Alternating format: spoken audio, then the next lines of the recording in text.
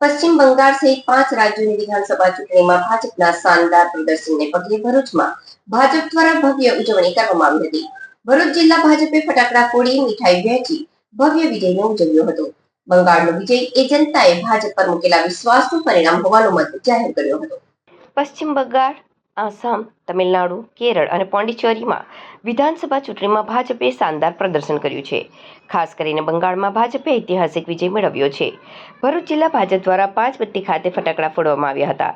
ભાજપ કાર્યકરોમાં ઉત્સાહનો માહોલ વચ્ચે વંદે માતરમ, ભારત માતા કી જય, ખેલા હો ગયા સહિતના નારાઓથી વાતાવરણ ગજવી દીધું હતું. ભરૂચ જિલ્લા ભાજપ પ્રમુખ પ્રકાશ મોદીએ આ દીદીના એક હથ્થુ શાસનનો અંત અને પ્રજાના ભાજપ પર વિશ્વાસનો વિજય ગણાવ્યો હતો.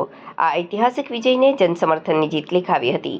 ઉજવણીમાં જિલ્લા ભાજપ પ્રમુખ પ્રકાશ મોદી સાથે મહામંત્રી પરેશ પટેલ, નરેન્દ્રસિંહ પરમાર, યુવા પ્રમુખ શક્તિસિંહ પરમાર, શહેર પ્રમુખ જતીન પટેલ, પરેશ લાડ સહિતના આગેવાનો, કાર્યકરો જોડાયા હતા.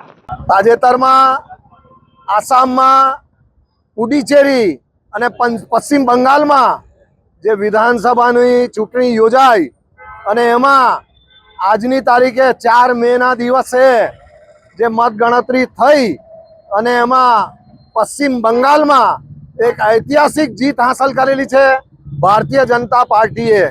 એ અમારા દેશના આદરણીય વડાપ્રધાન શ્રી નરેન્દ્રભાઈ મોદી, દેશના આદરણીય ગૃહમંત્રી શ્રી અમિતભાઈ શાહ, ઉત્તર પ્રદેશના મુખ્યમંત્રી શ્રી યોગીજી અને રાષ્ટ્રીય અધ્યક્ષ ભારતીય જનતા પાર્ટીના નીતિન નબીનજી, રાષ્ટ્રીય સંગઠન મહામંત્રી શ્રી BL સંતોષજી, આ તમામના અથાગ પ્રયત્નોથી સમગ્ર ટીમ કામે લાગેલી હતી. એટલે પશ્ચિમ બંગાળમાં એક ઐતિહાસિક જીત મળેલી છે. ભગવા લહેરાયો છે. એટલે ખેલા હોબે, જે દીદીનું કહેવું હતું કે ખેલા હોબે તો ખેલા હો ગયા. અને એ જ પ્રમાણે અસમમાં પણ 98 સીટથી વિજય મેળવ્યો છે. પુડુચેરીમાં પણ 18 સીટથી વિજય મેળવ્યો છે. આમ ત્રણેય રાજ્યમાં ભગવો લહેરાયો છે. આ તમામ જીત અમે દેશના તમામ કાર્યકરોને, ભારતીય જનતા પાર્ટીના તમામ કાર્યકરોને અને દેશની જનતાને અર્પણ કરીએ છીએ.